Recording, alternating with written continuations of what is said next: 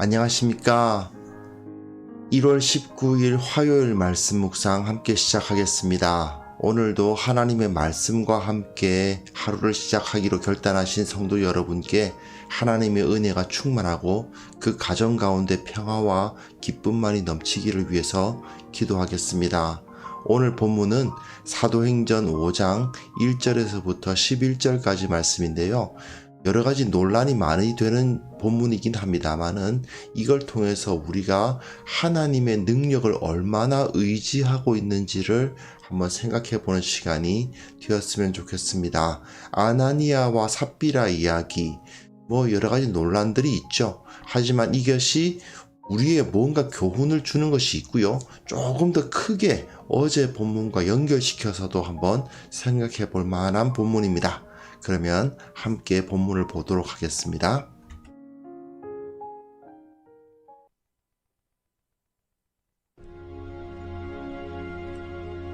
아나니아라 하는 사람이 그의 아내 삽비라와 더불어 소유를 팔아 그 값에서 얼마를 감춤해 그 아내도 알더라. 얼마만 가져다가 사도들의 발 앞에 두니 베드로가 이르되, 아나니아야, 어찌하여 사탄이 내 마음에 가득하여 내가 성령을 속이고 땅값 얼마를 감추었느냐? 땅이 그대로 있을 때에는 내 땅이 아니며 판회도 내 마음대로 할 수가 없더냐? 어찌하여 이 일을 내 마음에 두었느냐? 사람에게 거짓말한 것이 아니요 하나님께로다. 아나니아가 이 말을 듣고 엎드려져 혼이 떠나니 이 일을 듣는 사람이 다 크게 두려워하더라. 젊은 사람들이 일어나 시신을 싸서 메고 나가 장사하니라. 3시간쯤 지나 그의 아내가 그 일어난 일을 알지 못하고 들어오니 베드로가 이르되, 그 땅 판값이 이것뿐이냐? 내게 말하라. 예, 이것뿐이라. 너희가 어찌 함께 꾀하여 주의 영을 시험하려 하느냐? 보라, 네 남편을 장사하고 오는 사람들의 발이 문 앞에 이르렀으니 또 너를 메어 내가리라. 곧 그가 베드로의 발 앞에 엎드려져 혼이 떠나는지라. 젊은 사람들이 들어와 죽은 것을 보고 메어다가 그의 남편 곁에 장사하니 온 교회와 이 일을 듣는 사람들이 다 크게 두려워하니라. 네, 지금 예루살렘 교회의 이야기를 하고 있습니다. 예루살렘 교회가 외부적으로는 성전과의 갈등을 겪었죠. 그리고 결국은 마지막에는 승리하지만, 어쨌든 이런 그 대제사장의 권세와의 그 싸움이 있었던 것을 볼 수 있고요. 이제 오늘 본문, 사실 어제 본문과 오늘 본문은 한꺼번에 다루는 것이 사실은 좋습니다. 어제 모든 사람들이 다 한마음 한뜻이 되어서 모든 물건을 서로 통용하는, 그래서 그 가운데서 자기 물건을 조금이라도 자기 거라고 하는 사람이 없는 상황. 그러다 보니까 그 가운데 가난한 사람이 없었던 교회. 그런 이상적인 공동체가 만들어지고 있는 모습을 보았죠. 그리고 그런 공동체가 만들어지기 위해서 대표적인 사람이 있었는데 바로 누구입니까? 바나바입니다. 이 원래 본명은 요셉이지만 바나바라고 불렸던 이 사람에 의해서 이 교회가 매우 이상적인 공동체, 모든 사람이 함께 물건을 통용하는 온전히 한 몸된 공동체가 이루어지고 있는 것을 볼 수가 있었어요. 그런데 또한 오늘 본문에서는 그것과 정반대되는 사람들, 아나니아와 삽비라의 모습을 볼 수가 있습니다. 이들이 서로 대응을 이루죠. 이렇게 좋은 의미를 가지고, 좋은 의도를 가지고 서로 함께 그 소유를 나누고 있는데 그것을 이용하려는 자들이 나타나는 것입니다. 마치 예수님의 제자들 가운데에서도 가룟 유다가 있었던 것과 같이 교회가 서로를 사랑하고 하나 되려고 노력을 하다 보면 이런 문제들이 생기는데, 이랬을 때 하나님께서는 그들을 어떻게 대처하시는가를 우리는 볼 수가 있습니다. 사실 이 초대교회의 모습, 초대 예루살렘 교회의 모습을 보면요. 굉장히 이상적이라고 느껴지죠. 이상적이라는 말은 좋기는 한데 안 될 것 같은 모습, 그게 이상적인 거 아니겠습니까? 사실 어떻게 보면 20세기의 공산주의 국가들이 꿈꿨던 것도 결국은 이거는 거 아니냐라고 생각할 수 있습니다. 물론 조금 다르긴 합니다. 공산주의 같은 경우는 이제 강압적으로 그것을 빼앗아서 모든 것을 사유화를 이제 인정하지 않는 모든 것이 다 공유가 되는 그런 상황을 보여주고 있습니다만은 공산주의가 그걸 이길 수가 없었죠. 왜 무엇을 못 이겼습니까? 인간의 이기심을 못 이기는 거예요. 인간의 죄성을 이길 수가 없습니다.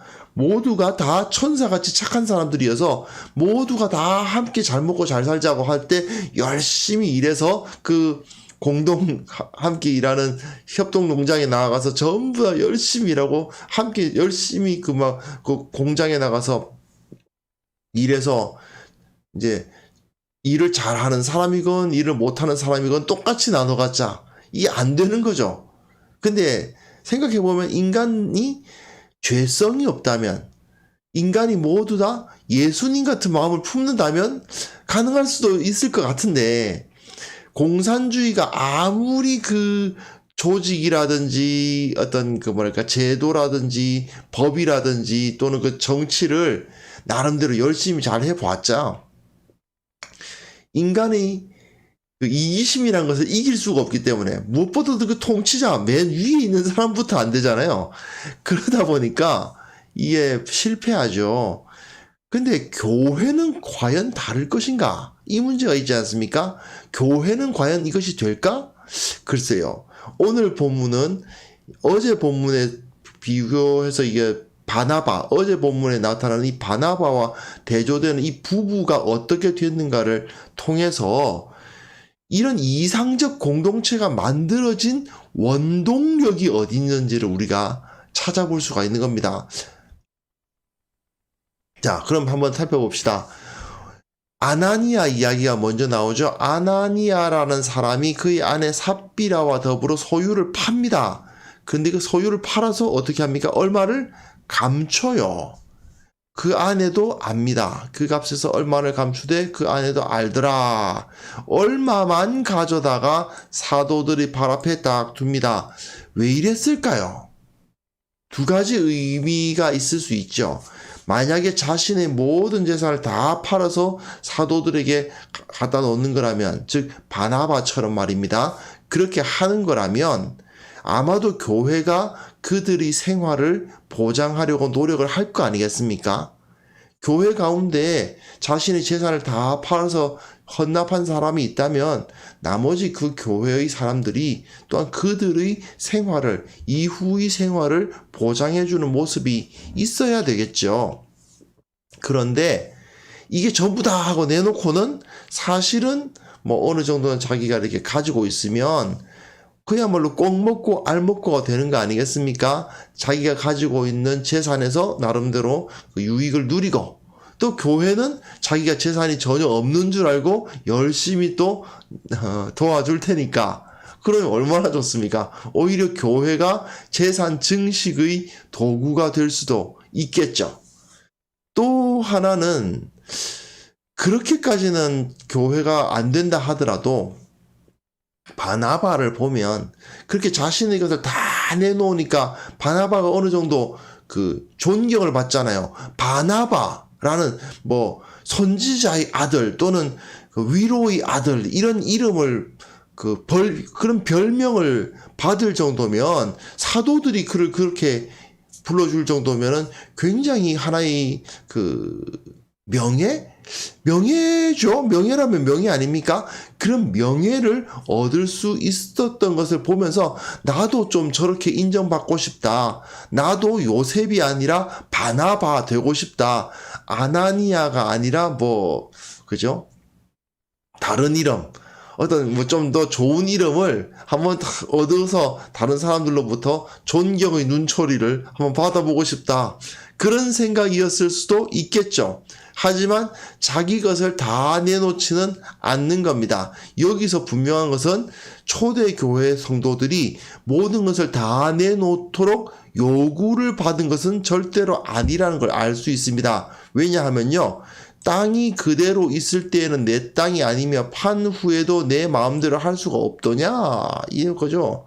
그거 네 거였지 않느냐, 그런 말입니다. 그걸 가지고 너희 마음대로 할 수 있었고 그걸 네가 그냥 누릴 수도 있었는데 왜 성령을 속이고 땅값 얼마를 감추었느냐. 왜 그걸 감춰놓고는 다 바쳤다는 식으로 해가지고는 결국은 그런 이기적인 욕망을 채우려고 했느냐라는 거죠. 이것은 사람에게 거짓말한 것이 아니요 하나님께로다, 이런 표현을 씁니다. 결국은 이 사람은 하나님을 속인 자였기 때문에 결국은 아나니아가 이 말을 듣고 엎드러져 혼이 떠나니 그 자리에서 죽죠. 이걸 가지고 막 논란이 많습니다. 아니 뭐 거짓말 했다는 거 알겠다. 그리고 그 사람이 이기적인 욕망을 채우기 위해서 그랬다는 것도 알겠다. 하지만 죽이는 건 좀 아니지 않냐, 그런 생각이 들 수도 있습니다. 하지만 베드로가 죽인 게 아니죠. 돌로 치거나 어떤 물리적인 힘을 가한 것이 아닙니다. 그냥 그것을 듣고 엎드러져서 혼이 떠나는 일이 벌어집니다. 하나님께서 직접 죽이신 거예요.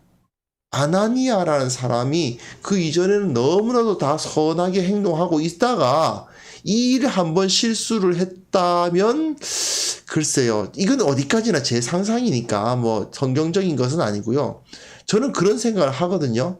아나니아와 삽비라가 그 이전에는 다 그냥 신앙인으로서 그 양심적으로 이렇게 생활을 잘 하다가 이 바나바가 하는 것을 보고는 갑자기 그냥 뭐랄까 유혹이 들어서, 다른 일은 지금까지 잘 살아왔는데 정말 모범적으로 살아왔는데 그만 그 바나바의 모습에 그만 유혹이 들어서 그냥 이렇게 거짓말을 했다라고 하면 과연 하나님께서 이렇게까지 하셨을까 하는 생각이 들기도 해요. 여하튼 중요한 건 그게 아니고 이 교회 공동체가 이런 이상적인 모습을 가질 수 있었던 그 원동력이 어디에 있는지가 여기서 드러나죠. 이제 사람들이 두려워서, 그죠? 이 일을 듣는 사람들이 다 두려워하지 않습니까? 두려워서 이런 것처럼 자기가 그 소위 말하는 그 무임승차, 그죠? 그 교회에서 무임승차를 하려고 하겠습니까? 그죠? 겁이 나서 그럴 수가 없죠. 그리고 이런 것을 통해서 하나님께서 이 교회를 지금 보고 계신다. 너희들 가운데에서 그런 거짓을 말했을 때 하나님이 안 보고 계신 것이 아니다. 사람만 속이면 되는 것이라고 생각하지 마라 하는 것이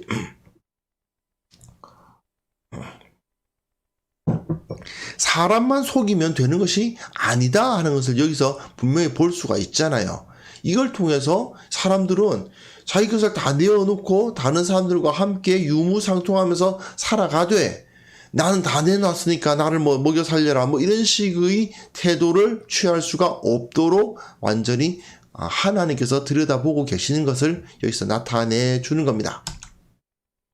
그리고 사실은 그 아내 삽비라에게도 똑같은 이야기가 보이죠. 사실은 삽비라가 당한 일을 보면 아나니아가 당한 일과 다를 바가 하나도 없습니다. 똑같은 이야기예요. 근데 누가는 거의 같은 이야기를 이렇게 상당히 길게 두 번 말합니다.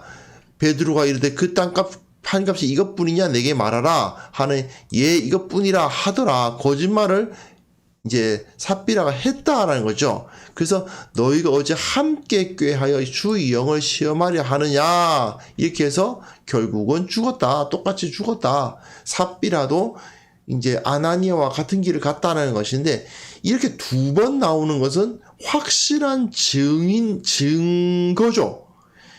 다시 한번 자주 제가 말씀드렸는데 두 번 나오는 것, 이는 증거, 증인 이런 의미를 가지거든요. 아나니아 한 번, 삽비라 한 번, 이렇게 두 번 확실하게 사람이 죽는, 사람이 손을 대지 않았음에도 불구하고 하나님께서 직접 죽이시는 일이 나타남으로 말미암아 너희가 이 교회를 함께 모든 것을 유무상통하는 이 공동체를 이기적으로 이용하고 거짓으로 속여서 자기 것은 따로 떼어놓고는 그 교회로부터 유익을 얻으려는 자, 자기가 그 교회로부터 존경을 돈으로 사려는 자, 이런 자들은 이제 하나님께서 직접 심판하실 것이다 라는 하여튼 그 경고가 두 번의 사건이 연속으로 일어남으로 통해서 확증이 되는 거죠. 결국은 이런 것이 있었기 때문에, 이런 능력이 있었기 때문에, 그죠? 온 교회와 이 일을 듣는 사람들이 다 크게 두려워하는 일이 있었으니까 함부로 자기 것을 조금 이게 사실은 예를 들어서 1억 원이 있다 그러면은 한 1,000만 원 바치면서 이게 제 전 재산입니다 이러면서 그렇게 할 수는 없는 거죠. 그랬다가는 죽는 겁니다. 하나님께서 직접 치시는 일이 벌어질 수 있다 하는 그런 것을 여기서 확실하게 보여줍니다. 자, 우리가 오늘 본문은요, 어제 본문과 연결해서 생각을 해봐야 돼요. 어제 본문에서 그런 이상적인 공동체가 어떻게 가능했습니까? 사도들이 예수님의 부활을 전하고 그 전한 말을 들은 사람들이 은혜가 충만하여서 자기 것을 내놓았죠. 그리고 그 은혜가 충만해서 자기 것을 내놓는 사람들 중에 대표가 바나바였습니다. 그리고 이렇게 아나니아와 삽비라처럼 거짓된 사람들이 없을 수가 없는데 거짓으로 자기 유익을 구하려는 사람이 나타날 수도 있지만 이런 사람들은 또한 하나님의 그 심판에 의해서 하나님의 그 불꽃 같은 눈에 의해서 모두 다 걸러져서 사람이 직접 그 자리에서 죽는 그런 두려운 일들이 벌어지고 있으니까 함부로 그런 거짓을 행할 수가 없게 되죠. 여기서 중요한 건 무엇입니까? 이런 공동체가 가능하게 된 것은 제도 때문이 아니었죠. 이게 중요합니다. 사람들이 나름대로 이렇게 제도를 딱 짜서 모든 것을 다 바치지 않으면 예를 들어서 입회 조건에 그런 거 있다든지 이렇게 아무리 제도를 이렇게 만들고 저렇게 만들고 구조를 이렇게 만들고 서로 감시 체계를 만들어도 그런 공동체는 만들어지지 않는다는 것입니다. 공산주의가 그런 거 아닙니까?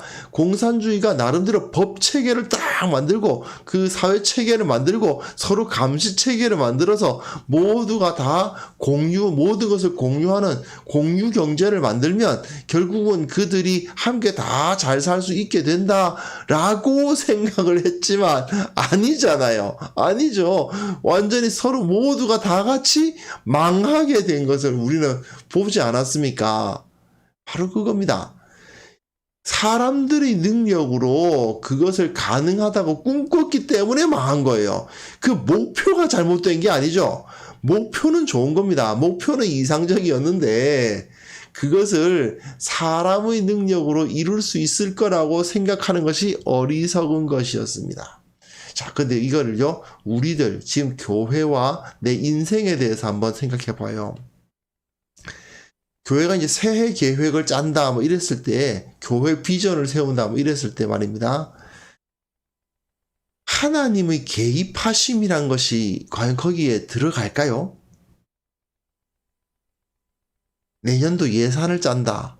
하나님의 개입, 하나님께서 우리들에게 이런 것을 허락하실 것이다 라는 것을 믿는 믿음이란 것이 거기에 얼마나 개입됩니까?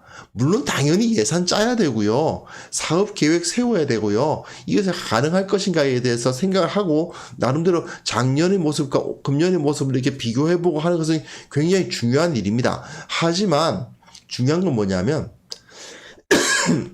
오늘따라 목이 약간 간질간질한 게 있네요. 죄송합니다.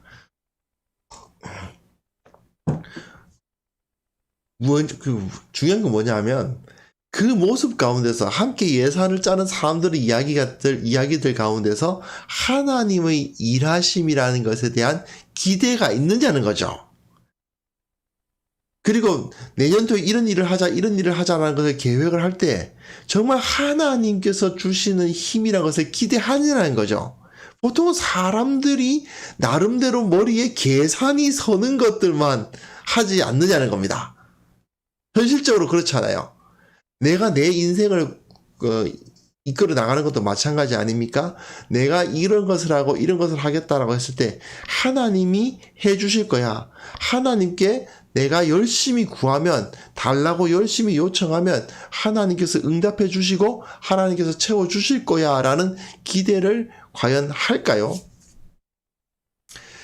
교회는 분명 그리스도의 공동체입니다. 그리스도의 공동체로서 세상에서는 찾아볼 수 없는 이상적인 공동체가 만들어져 가야 돼요. 물론 초대교회, 이 예루살렘 교회처럼 되지는 않을 수도 있습니다만은 적어도 그런 목표를 가지고 가야죠. 어떤 모습이로든지 말입니다. 물론 뭐 바울이 개척한 그 초대 그 이방인 교회의 모습은 이런 모습까지는 안 만들어졌던 것도 사실입니다.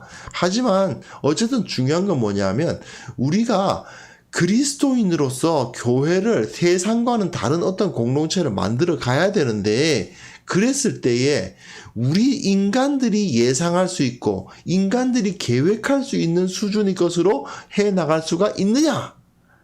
없는 겁니다. 사람의 능력으로선 인간의 이기심을 막을 수가 없어요. 인간의 거짓을 드러낼 수도 없습니다. 사람을 회개시킬 수도 없죠. 하나님의 능력이 아니면 안 되는 겁니다. 어제 본문 같은 경우에서 모든 사람들이 다 자기 것 내놓고 모든 것을 유무상통하는 그런 공동체, 은혜가 없으면 안 되는 겁니다. 하나님의 은혜가 그 사도들이 전한 말씀에 의해서 사람들이 은혜가 충만하니까 그런 일이 벌어지는 거지, 은혜가 그 가운데 없는데 어떻게 그런 일이 벌어질 수 있겠어요? 제도로서요? 사람들이 뭐 겁줘서 안 되는 겁니다. 하나님의 능력이 임해야 사람들이 두려워하는 거고, 하나님의 능력이 임해야 사람들이 은혜를 받고, 그래서 모든 것을 자기 것을 내놓을 수 있는 그런 일이 벌어질 수 있는 거 아니겠습니까? 결국은 절대로 인간의 힘, 인간의 조직, 인간의 뭐 다른 뭐 기타 여러 가지 도구들을 가지고선 그런 일은 불가능합니다. 공산주의는 하나님의 능력을 인정하지 않으면서도 자기네들이 하나님의, 그죠? 공산주의는 종교를 다 깨부숴야 된다고 그랬던 자들이니까. 하나님의 능력은 전혀 인정하지 않으면서도 자기 능력으로 그걸 하겠다고 했다가 완전히 쫄딱 망한 거 우리 봤지 않습니까? 그렇게 되거든요. 결국 교회는 이상적인 모습의 교회가 되려면 하나님께 매달리는 것이 있어야 됩니다. 그거 없으면 다 소용없는 거예요. 아무리 제도를 많이 만들고 아무리 뭐 계획을 촘촘히 짜고 아무리 뭐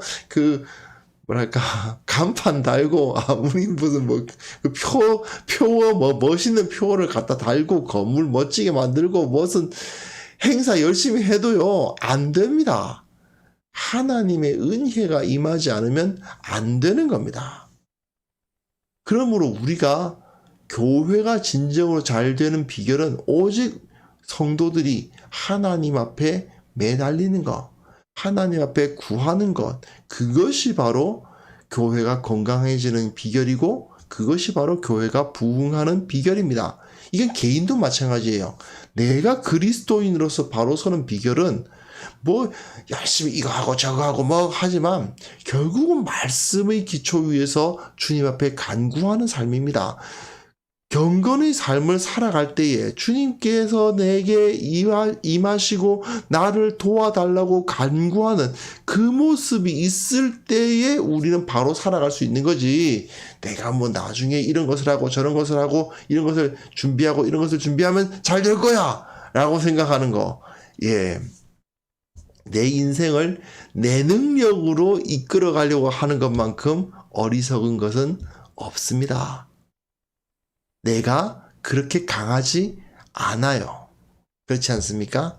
나의 능력으로 내 인생을 이끌어 나가려는 어리석은 모습들, 인간의 능력으로 교회를 만들어 가려는 어리석은 모습들이 우리들 가운데는 없어야 된다는 것을 어제 본문과 오늘 본문에서 우리가 꼭 배울 수 있었으면 좋겠습니다. 그리고 우리 마음속에 비록 21세기 한국교회, 그런 이상적인 모습과는 너무나도 멀어 보일 수도 있지만, 그럼에도 불구하고 이렇게 이렇게 초대 예루살렘 교회가 보였던 것과 같은 그런 이상적인 모습들이 우리들 가운데 나타나게 하여 주옵소서. 이런 기도도 우리가 함께 할 수 있었으면 좋겠습니다. 그럼 이 시간에 잠깐 기도하면서 주님께서 은혜를 베풀어 주시기를 위해서 간구하는 시간을 가졌으면 합니다. 함께 기도하겠습니다.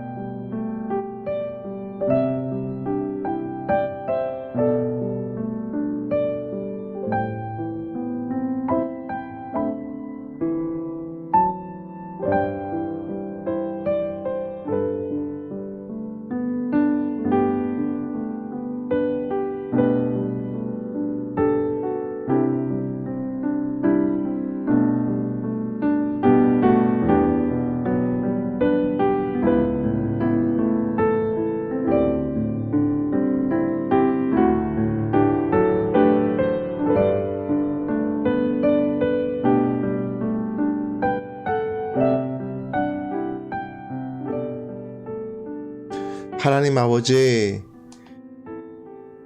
우리 한국 교회를 주님께서 굽어보시고 성령의 능력을 힘입게 하여 주옵소서.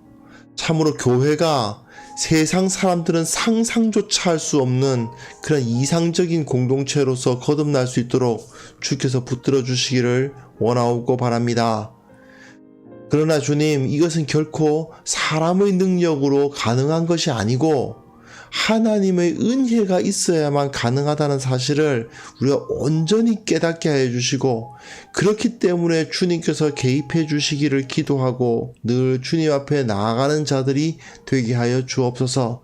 늘 주님 앞에 무릎 꿇게 하시고 기도하는 시간을 잃어버리지 않도록 도와주시고, 말씀을 묵상하는 것의 중요성을 절대로 낮게 보지 않도록 매일마다 하나님의 말씀 앞에 서고 매일마다 주님 앞에 기도하는 시간을 갖는 성도들 되게 하여 주시고, 무엇보다도 교회를 위해서 기도하는 성도들로 우리를 만들어 주옵소서.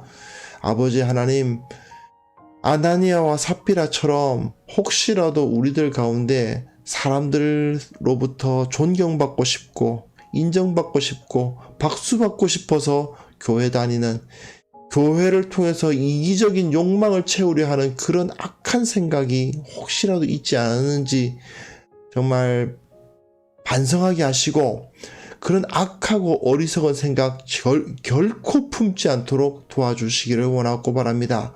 또한 우리 교회 가운데에는 그런 사람들이 교회에 나타나지 않도록 도와주시고, 그런 마음의 유혹을 받는 사람 한 명도 없도록 도와주셔서 모두가 다 예수 그리스도 우리 주님께서 우리에게 베풀어 주신 그 크신 사랑과 희생에 감사하여 서로를 기쁨으로 감사함으로 섬기는 자들 다 될 수 있도록 도와주옵소서. 아버지 하나님, 하루하루 지날 때마다 주님의 은혜를 생각합니다. 하루하루 살아가는 것 자체가 주님의 돌보심임을 고백합니다. 오늘도 주님께서 돌보아 주시고 오늘도 안전하게 지켜주시고 주님의 능력을 이 세상 가운데 나타내는 자들 되게 하여 주시고, 특별히 생업 가운데, 가정 가운데 안전한 일들, 형통한 일들을 경험하며 간증하는 자들 다 될 수 있도록 도와주옵소서. 예수님의 이름으로 기도합니다. 아멘.